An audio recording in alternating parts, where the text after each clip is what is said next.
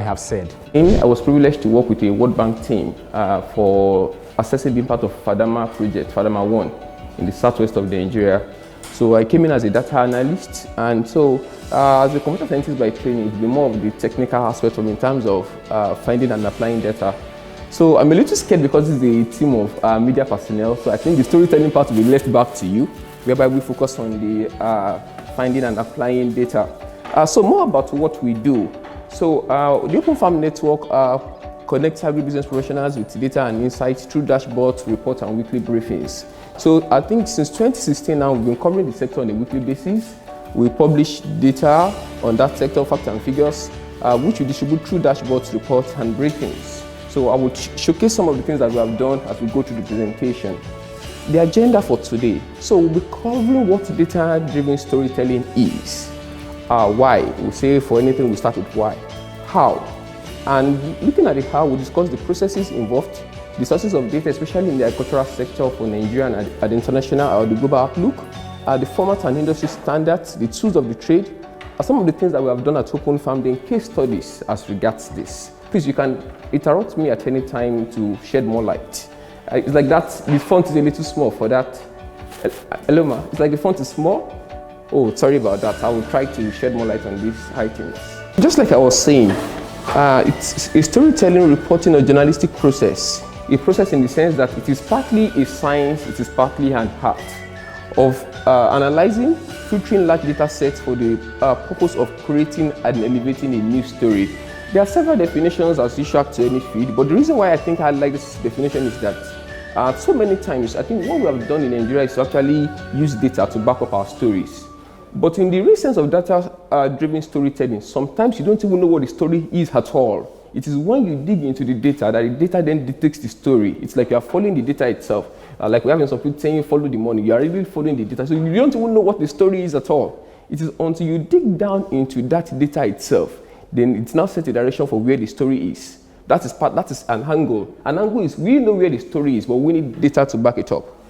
There are 3 levels for data-driven storytelling that I think there's no industry perfection to what these levels are. The first one is exploration of raw data for discovery. So you use analytical tools such as R, Python. This presentation will be made available because there are some technical things that can be obtained here. So here you have access to the raw data itself. So you are using tools like R, Python, and Excel to actually analyze that data.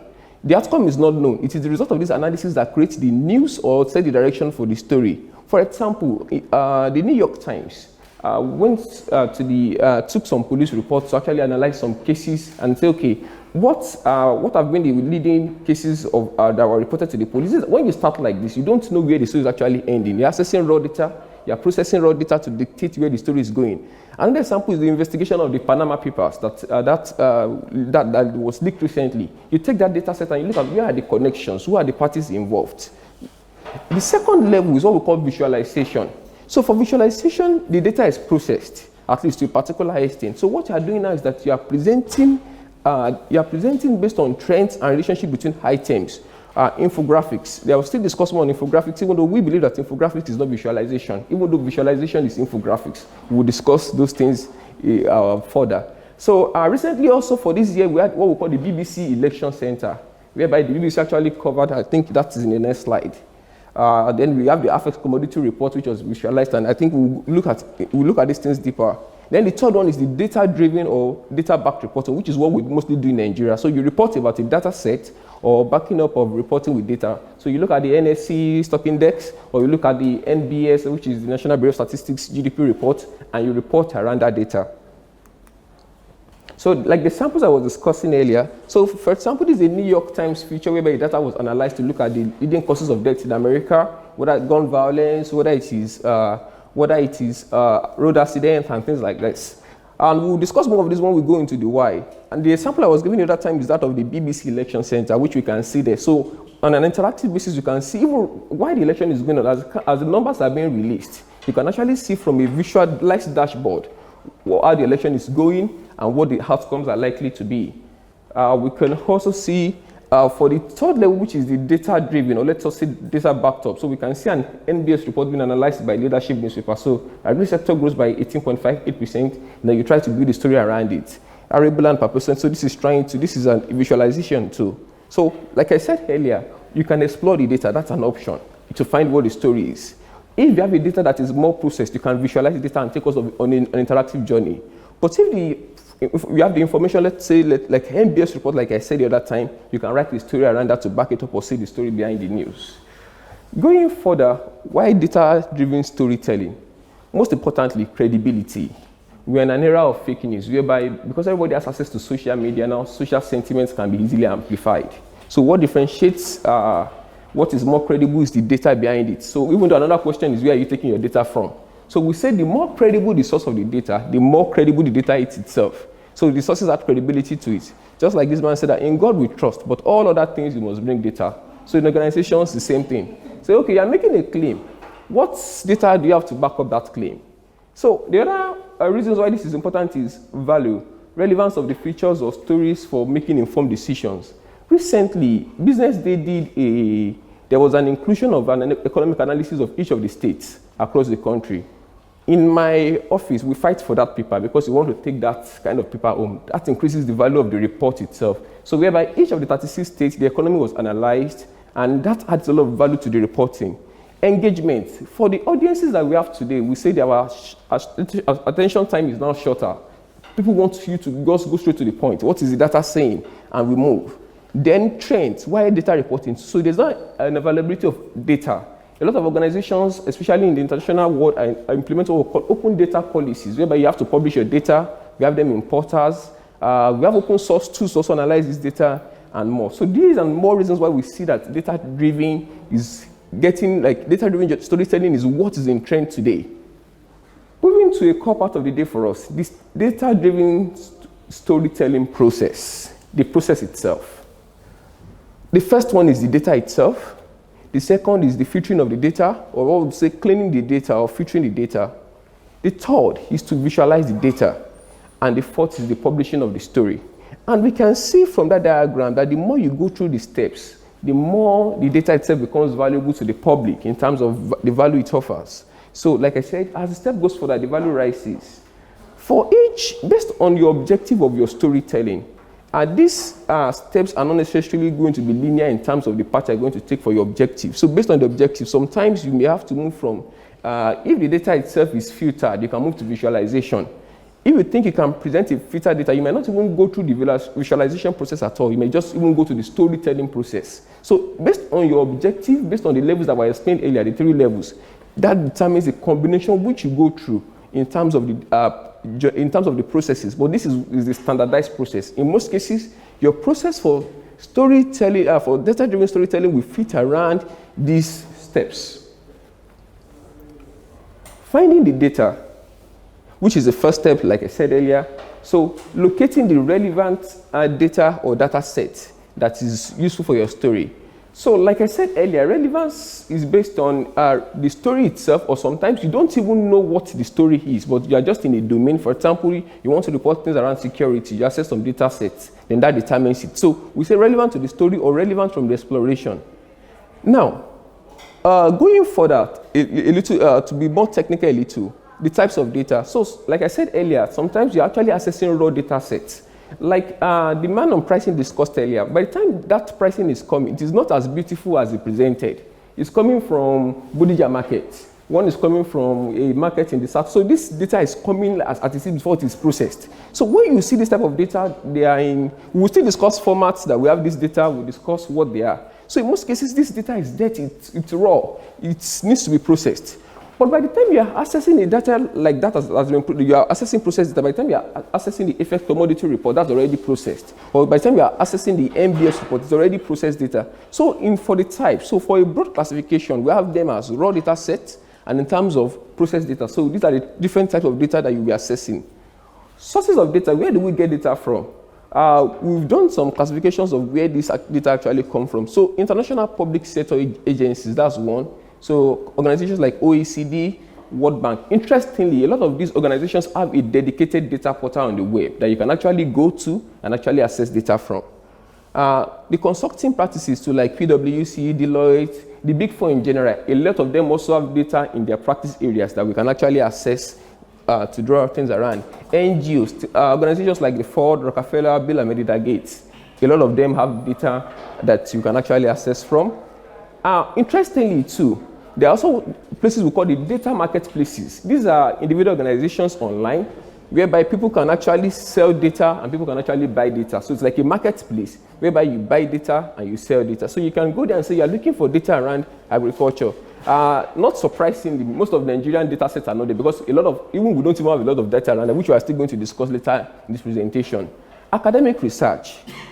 So publications, especially on ResearchGate, a lot of academic publications offer data because at least we believe that based on the process of academic integrity, there should be some depth of research and references that should have come before you actually publish a paper. Then industry publications. I think that of Business Day was done with EA Associates or something. I think that was the organization you worked with. So a lot of these organizations. Then there's Oxford Group that does a yearly reporting on data in Nigeria. So these are sources that we can access data from. So then, in most cases too, making this easier, you have to understand your domain. That means the domain you are working around. If it is healthcare, WHO, WHO organization, NCDC. So these are organizations that are more in terms of when it comes to the domain of operations, finance, IMF, CBN, are specifying the domain for the general service providers requested above. So these are sources of data. Because we are dealing with the agricultural sector here, I think I will go further for the agricultural sector, sources of data in the agricultural sector.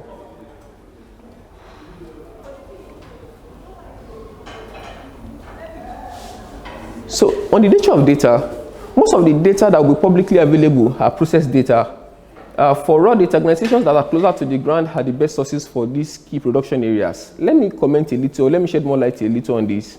For the data, like we discussed earlier, we have different types of data. Some of them could be production data. How are we producing across the regions? How are we producing across the states, across to the local government? Some could be marketing like the AFEX data or the trading data across the market, which could be import, export, or the local market. Some could be weather data, a lot of different sources like that.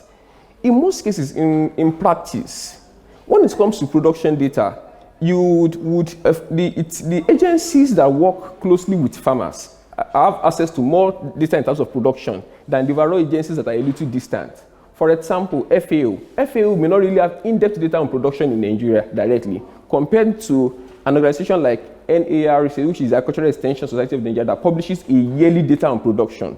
So based on your domain of what you're writing about, the closer the agency to the stakeholders involved, the more the possibility of them having raw data on actually what is actually happening on the ground data. So for the organizations like the big organizations, they may have more of processed data, but for cases whereby you need the raw data itself, the agencies that work closely with the stakeholders on the ground are the more likely sources of this data.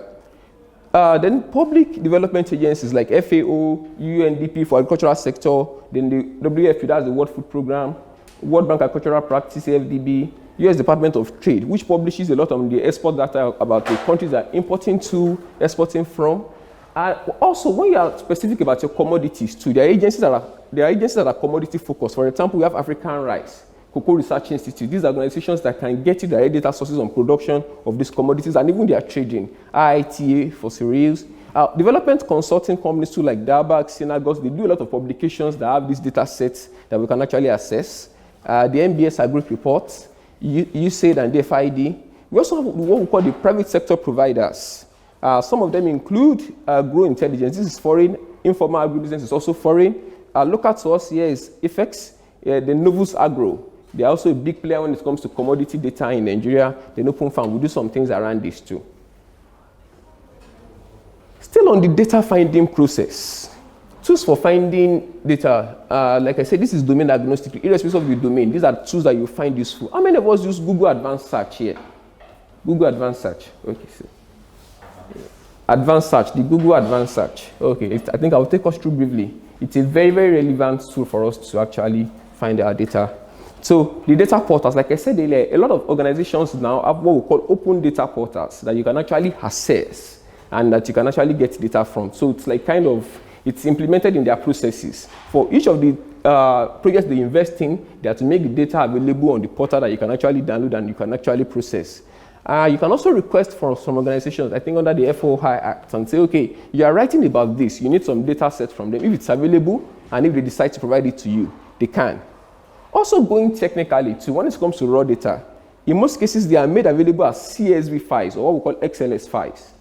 CSV is the common standard version, or then XLS is the Excel format or other spreadsheet formats too. So in most cases, the raw data itself, you are dealing with them around this format. So what are the best practices when it comes to finding data? The best practices or things that are proven over time.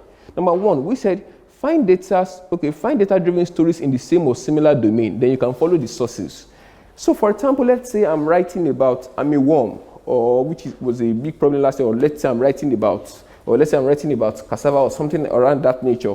Rather than trying to find the data as raw as it is, we can actually find stories around that area or publications around that area, follow the sources referenced. It reduces the stress of finding data itself. Yeah, you can actually go directly to the source, but when you find features around that, you can actually follow the story and then follow through. Then when you're searching online, ask the right questions. This is a little tricky. Sometimes you are trying to, so this calls for sometimes understanding the technical terms used in some of these feeds in order to be able to actually access the data published on them. So we can also review for inconsistencies. Okay, so reviewing for inconsistencies. For example, one of the things we've noticed in Nigerian data, when you're finding data in Nigeria, is, for example, post-harvest losses. An estimate says $9.8 billion. So let's say you're trying to find from the news. By the time you get to some news sources, it is saying 9.8 billion naira. So maybe somebody was trying to, so for example, you have a story to write and you immediately just took it from the source that said naira and from the source that took dollars. That is inconsistent across board. So that means you have to do some deeper exploration. So you then try to look at it. If you are saying that 50% of our production is almost lost on an annual basis, and somebody is saying 9.8 billion naira, the naira is likely to be the inconsistent one from the track record of what data is in that set. So we need to view for inconsistencies. Also, in the best practices, the age of the data is key. If not for Nigeria, where getting data is difficult in most cases, by the time a data is 2 years or 3 years, it is becoming irrelevant as even 12 months in some cases. You don't need that, it's not applicable anymore. Also, we talked about set if you are doing historical reporting, then monitor the latest data releases, then keep track of your sources, because at the time later when you need to attribute, keep track of your sources. Then the Nigerian challenge, unavailability of data in the first place and sometimes inconsistent. Then general assumptions. Our politicians make a lot of assumptions when it comes to talking about data in Nigeria. So somebody says like, Nigeria has been importing fish of $10 billion on an annual basis. Where is that from? And I think I wish to say something when we are doing our reporting that it's like there's a $1 billion trap in there. Everybody tends to say $1 billion in Nigeria. Or for example, the case of the minister saying that Nigerians have been importing pizza from London, and what is the data to back it up? Probably some guys just, that some guys went to London and brought some pizza and saying that Nigerians have been importing, and the news was all over. In fact, it was even in the national media space too. So, so these are the challenges for finding data when it comes to the Nigerian space. Then from our own experience, we have realized that foreign organizations actually have more reliable data sources in Nigeria than even our local organizations. There's an organization called Synagos. Synagos is a consulting firm that works with Bill and Melinda Gates Foundation. It's a Washington-based organization that works in Nigeria. But when it comes to agricultural value chain around rice, cassava, they have on-ground activity and they've been able to, maybe because they are better funded. But that's one of the things that we have also realized in the process of doing this. Concluding our finding data processes, like I said. So this is a snapshot of Google search. So what you can do with this is that this is just an option. You can, rather than use the Google directly itself, maybe when you Google search takes you to a page from which you can actually search from. So what this makes possible is that you can say, okay, for all the words I'm finding, for my search result, I want all the words I type here. I'm sorry, this is a little blurry because of the light. Or you can say, this is the exact word I want. If the result does not contain this word, don't bring it out, or any of these words. So you can give me any of these data items. Or for my search result, for example, you want to find some data on rice, and it's bringing you some data from Thailand. You are saying, I don't want Thailand in any of my search results. So you can actually indicate that. You say Thailand, you put a comma, I don't want China. You understand that? So this is how powerful Google Advanced Search is. Or you can say numbers ranging from.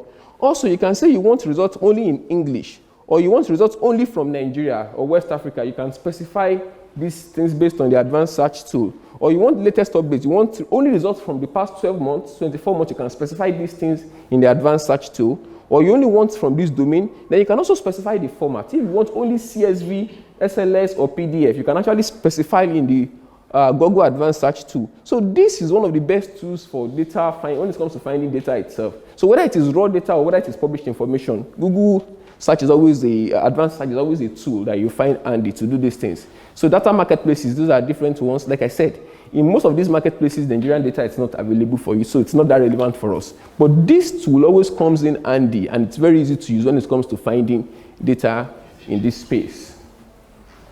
So that rounds up our first phase in the processes. Cleaning and filtering or processing data. So cleaning. So like I said earlier, most of the raw data itself it's dirty. That's the technical term we use. Yeah, I remember that I was in the management meeting and I was telling the management that the data is dirty, and the manager took it up and said, how can you say our data is dirty? And yeah, it's just the technical term of saying there are a lot of rows and columns that are not actually filled. So this is done to get the best result possible in exploring the data. Is the data preparation phase. You sort out to get the best data possible. You extract the most relevant data point. So in most cases, these things I would show us an example here. Rather than have 629, you see somebody writing 629 in words, rather than write it for what it is, or somebody writing, we can see here, or somebody just writing 5,000, something that is just disparate from what is actually meant to be basic. So you have to look at these things yourself, and you have to actually clean these up. So we have some tools to make this easier, rather than doing manual processing too. Because when this data set are, this can be very tasking. So some of them include the Excel for you to do the manual cleaning yourself. You can also use what we call, there's a program called RStudio or Python, which you can use to script this, Data Wrangler. Sorry for this technical, but these are the tools of the trade. That's how it works. So best practices, when you are cleaning data, avoid tampering with the data. So in most cases, when you're trying to clean, there are some things that you may end up tampering with in terms of columns that you may mistakenly delete. Then when you're cleaning data, try to understand the domain, try to have a domain understanding of on what you are reporting about. So it will help you to keep track of the data structure. So you're able to know that, okay, this is strange here. Number of local governments, how can there be 817 local? You know that because this is Nigeria, we don't have up to 800 local governments here. That's domain understanding. It helps you to keep track of. Then be careful in assumptions. To be sincere with you, there are sometimes in data processing that you have to make some assumptions. You have to just put in some things there because you have to just do some things around and the data is not coming around. So be careful with those assumptions and keep track of them. Then check to validate if the final data that you have cleaned up is still closely aligned with the data source itself. So this for itself is what we call the cleaning the data phase. We started from finding the data. Here we are on cleaning or filtering or processing the data. We are now moving to what we call visualization. So, like I said earlier, we are following this path to data-driven storytelling. The data itself, finding it, the filtering, the visualization, and the storytelling. On visualization, so this is becoming more trendy, and we are seeing these more and more in space now in the digital world. So, it's the graphical representation of data to showcase what it is, and importantly, express relationships between different data points. So you are saying, oh, this is 500. Okay, what is the comparison of 500 to 250 and how do they differ across? So this is a graphical representation. Visualization is data exploration when to understand the data. So you are trying to use this to understand the data itself. When it is used to understand the data, but at a point, it gets to the point that when you are ready to publish what you are visualizing, you have gone to the publishing side because we had the visualize even before publishing. So sometimes visualization is even publishing itself. You are saying this thing is ready for the public market and you are trying to push around. So examples of this is the AFEX commodity report, whereby you have a line chart of, you see the different charts there. Then infographics, I think I was saying something around, it's not, I would show us an example. Okay, so budgets. There's a company called Budget that analyzes the Nigerian budget. Yeah, they do visualization very, very well. So you can actually see what's the budget in 2016, 2017, and that's that comparison. Or like I said earlier, the BBC Election Center. So tools of the trade. Excel tool is good for visualization. We have a tool called Power BI from Microsoft. Then we have what we call Tableau. I think it has been bought by Salesforce now. So best practices, use the relevant elements to present the data. So for example, you want to do comparison. there are some data sets that you need to actually use a bar chart for, you need to use a pie chart for, you need to even use a table for. You must understand this data set and present with the relevant elements for each of these things. Also, emphasis on figures. And in most cases for visualization, ensure that you have your prioritized elements. So for example, this is my priority, this should be bigger than this. So these are arrangements, these are considerations that has to be made in this. These are things that we can spend a whole day on, but at least let us move through and see this. Not all infographics are visualizations, but most visualizations are infographics. A newspaper I must commend in Nigeria is Daily Trust. Daily Trust tries a lot when it comes to visuals for communicating the news. But looking here, major achievements, looking at the first diagram here, major achievements, Anchor Borrowers program, this is more of just trying to drop images alongside a text. This is more of infographics. You are communicating this report with graphics. It is not visualization itself. But looking at the BBC election data center around there, you see that's more visualization. You can actually interact with the figures. You can actually see the visuals that are corresponding with the changing figures as regards to that. Is this connected to the internet, Joe? Okay, I'll have loved to show us. It is? Okay. So, it's a dashboard we worked on in 2017 that I would love to show us here. So,